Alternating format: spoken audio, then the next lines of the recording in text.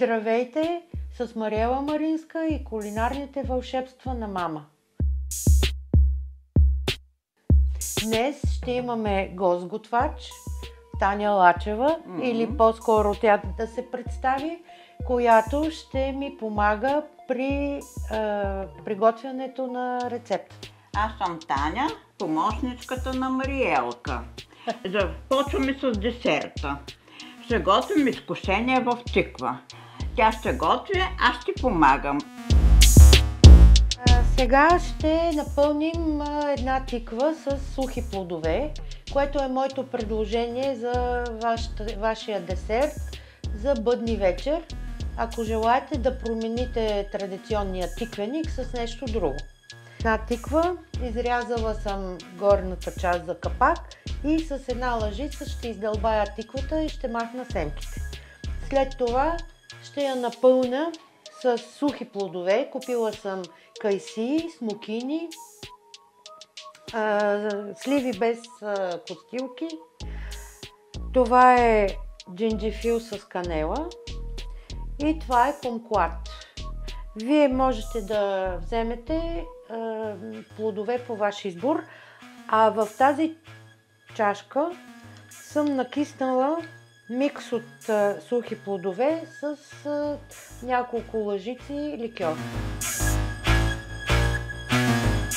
и малко форми. Започваме най-напред с дълбаенето на тиквата. Танчето ще ми помогне, като изчисти костилките на формите.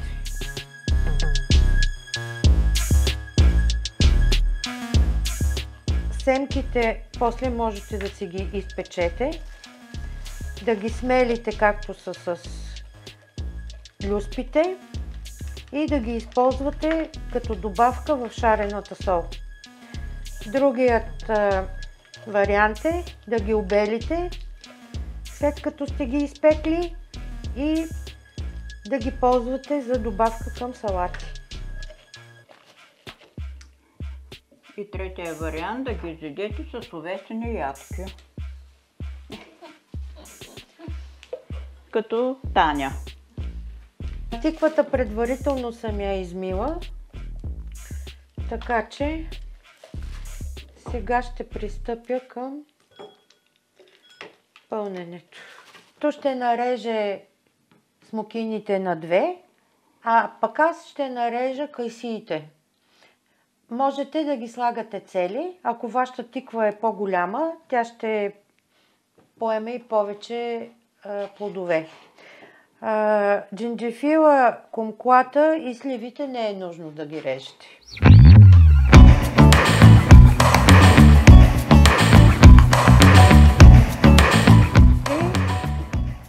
И започвам да слагам в тиквата. Ще сложа малко смокини, добавям накиснатите форми,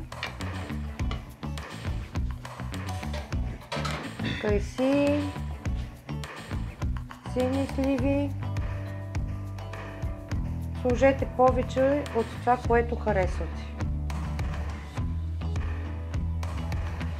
Този джинджифил е с канела, което значи, че вие въобще може да не слагате допълнително канела, но аз ще сложа една пръчка. Сините сливи. Ще добавя накиснатите в ликьор дребни плодове.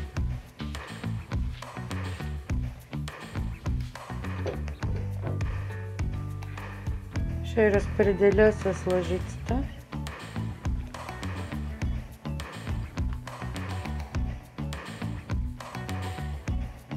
Няма нужда да слагате вода, защото тиквата, докато се пече, ще пусне течност.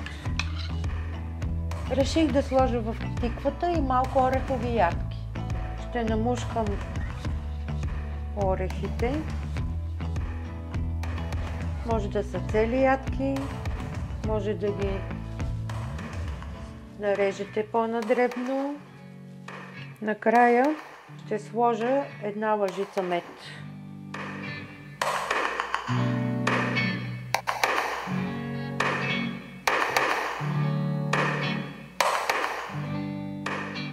Затварям капачето и слагам във фурната да се пече. Може да завиете тиквата в фолио, както ще направя аз, да сложите в тавичката и след това във фурната.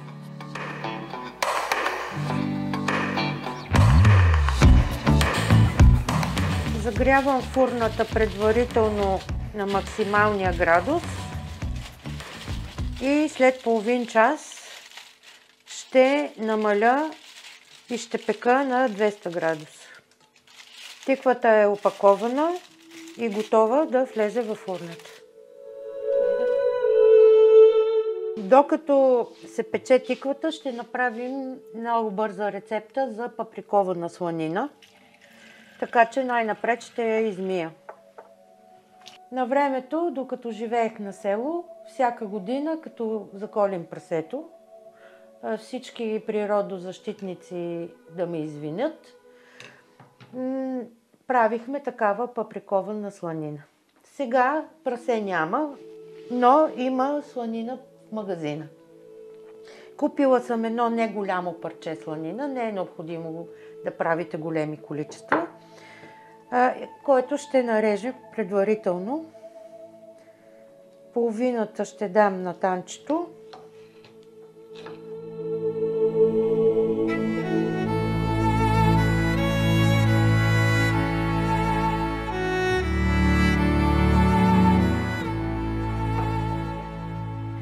Така, готови сме. 4 парченца сланина. Виждате, че те са с кожичката. Кожичката след това става много вкусна, когато се свари. Ще варим половин час, 20-30 минути в зелев сок. Сега зелев сок има още преди да ни е втасало зелето, така че аз съм купила една бутилка от пазара.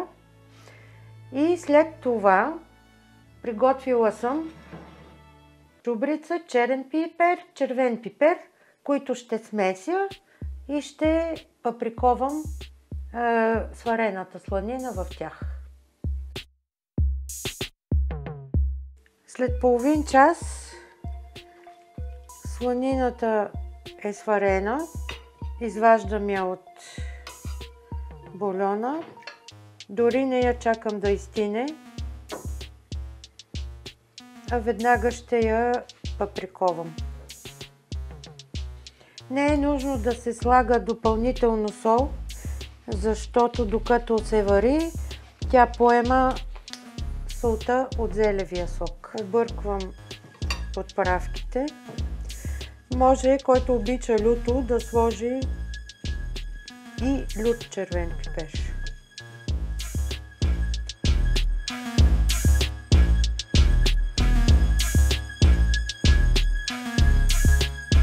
Както виждате, сланинката е готова да бъде опакована в фолио.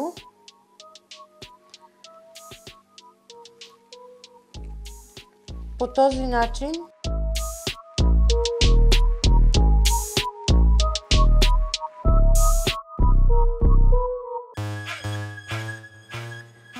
загъвам си го като пакетче.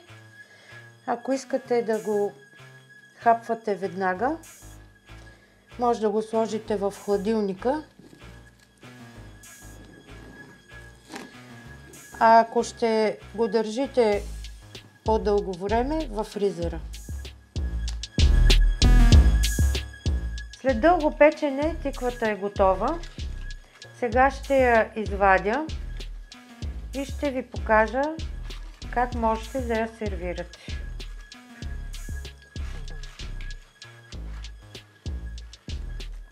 Помагам си с една лъжица, защото е много топла.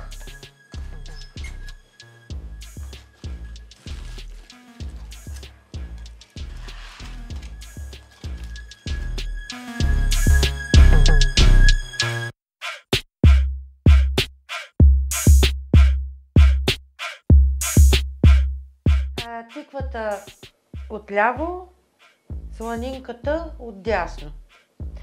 Тя е готова, докато се пече тиквата, сланината престоя в фризера 1 час. Можете да си я нарежете и да си хапвате. Аз няма да я режа, оставяме така, за да мога да я отрежа по празниците. На Коледа на 25 декември и след това ще имам и за Нова година. Тиквата имам 2 предложения за начина на сервиране. Можете да нарежете с нож, като се реже торта и да сервирате по този начин, но според мен по-удачни, така както ще направя аз, да ползвате тиквата, тя в момента играе роля на тенджера, и с една лъжица гребвате част от тиквата, пари и част от плънката, което знаем вече, че е сухи плодове, орехи, ликьор, мед и всеки други вкусни неща. Някои обичат повече тиквата, на тях им сложете повече тиква. Тези, които обичат повече плънката, пък да получат повече плънка. Яде се студено, така че ви препоръчвам да изчакате да се охлади преди да го ядете. И виждате тук как кората на тиквата остава цяла, а пък ако почнем да режем, трябва на секундата да нарежем цялата тиква. Моето предложение е, кажи, Танче, ти някакво допълнение към сервирането ще направиш. Аз бих го яла с гарнираното сладолет. По една топка сладолет горе. Супер, но трябва да изстине, за да не се разтопи сладолет. Да, след изтина. И така, това бяха моите 2 предложения за декемврийски празници. Харесайте видеото, абонирайте се за нашия канал, което ще ви позволи да получите винаги първи новите ни предложения. Довиждане и от мен. До нови срещи!